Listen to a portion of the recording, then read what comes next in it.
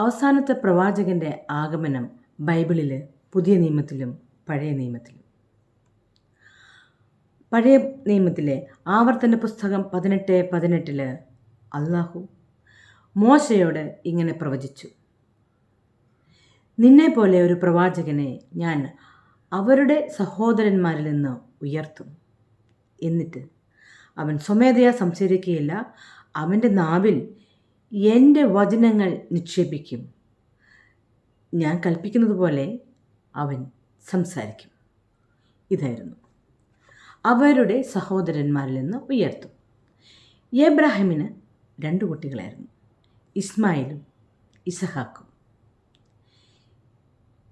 Arabian രാഷ്ട്രത്തിൻ്റെ പിതാമഹനായി ഇസ്മായിൽ തീർന്നു. അതുപോലെ തന്നെ ഇസഹാക്ക് യഹൂദരുടെയും അവരുടെ സഹോദരന്മാരിൽ എന്നാണ്. അപ്പം ഇസ്രായേൽക്കാരുടെ സഹോദരന്മാരിൽ നിന്ന് ഒരുവനെ ഞാൻ ഉയർത്തും.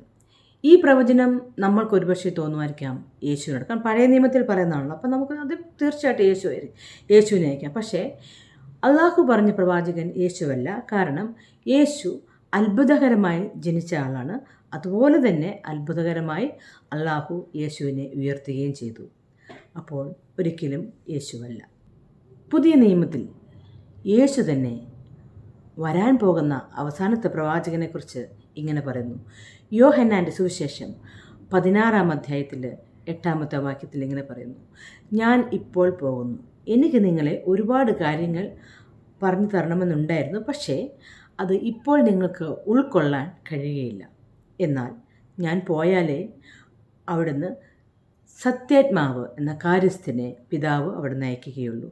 എന്നാൽ സത്യത്തിൻ്റെ ആത്മാവ് ഇവിടെ വന്നു കഴിയുമ്പോൾ നിങ്ങളെ പാപത്തെക്കുറിച്ചും നീതിയെക്കുറിച്ചും ന്യായവിധിയെക്കുറിച്ചും ഈ ലോകത്തെ ബോധ്യപ്പെടുത്തും എന്ന് യേശുവും പ്രവചിച്ചിരിക്കുന്നു.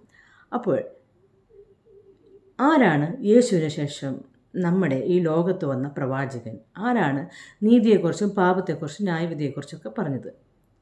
അങ്ങനെയൊക്കെ വെച്ച് നോക്കുമ്പോൾ തീർച്ചയായിട്ടും അത് മുഹമ്മദ് നബി തന്നെ നിശ്ചയം.